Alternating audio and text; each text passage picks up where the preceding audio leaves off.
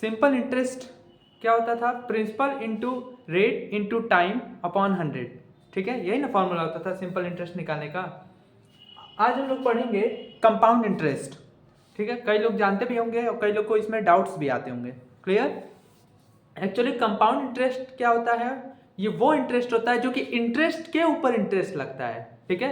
जैसे कोई भी ऑर्गेनाइजेशन, बैंक्स जो हम लोग को लोन देती है, एफडीज आरडीज जो भी प्रोवाइड करती है, तो वो किस तरह से कैलकुलेट करती है, वो इंटरेस्ट कैलकुलेट करती है कंपाउंडली, ठीक है।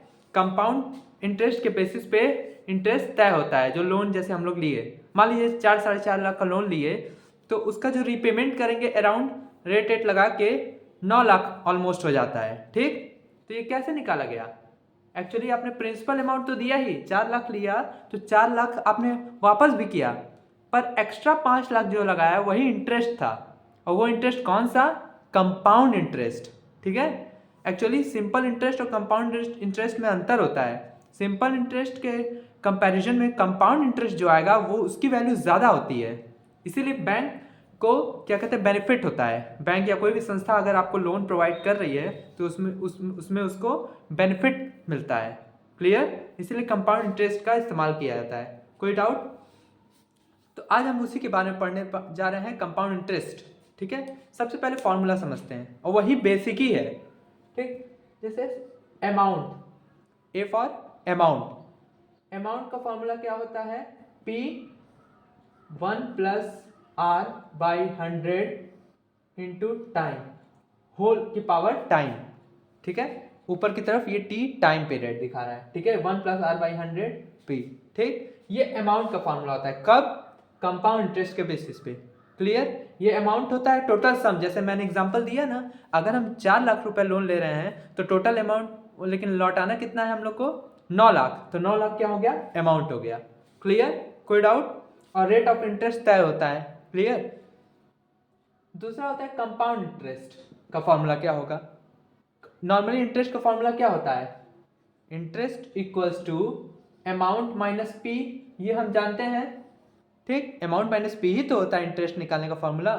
तो अच्छा, कंपाउंड इंटरेस्ट के बेसिस पे अमाउंट का फॉर्मूला क्या है, ये है, लिख देते हैं, P 1 + R/100 होल की पावर T, ये अमाउंट हो गया, और माइनस P यही फॉर्मूला हो गया कंपाउंड इंटरेस्ट निकालने का। क्लियर?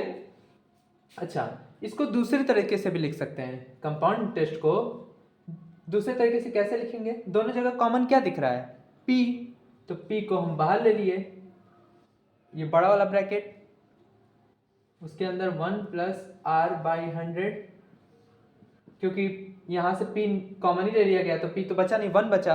क्लियर? उसी तरह यहाँ पे भी P तो बाहर चला गया है तो 1 ही तो बचा। क्लियर? तो ये रहा मेन फॉर्मूला, ये दोनों मेन फॉर्मूला, कोई भी लगाइए, कोई दिक्कत नहीं है, ये भी आसान है, ये भी आसान है, जो आसान लगे। कोई डाउट? एग्जैक्ट फॉर्मूला ये है।